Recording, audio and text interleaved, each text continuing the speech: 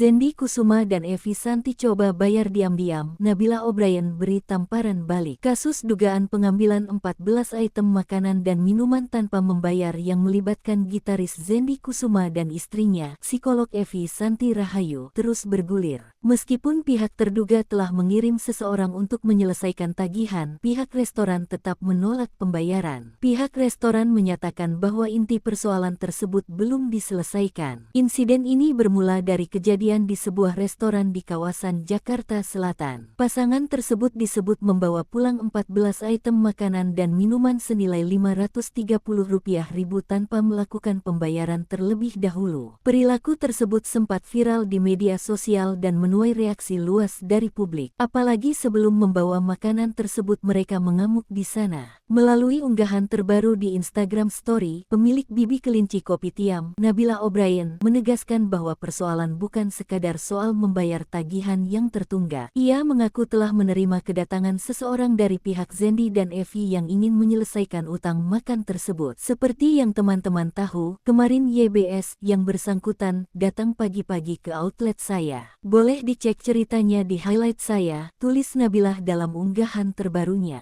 Namun, Nabilah dengan tegas menolak pembayaran tersebut karena menurutnya yang lebih penting adalah tanggung jawab moral dan permintaan maaf secara langsung, bukan hanya menyelesaikan nominal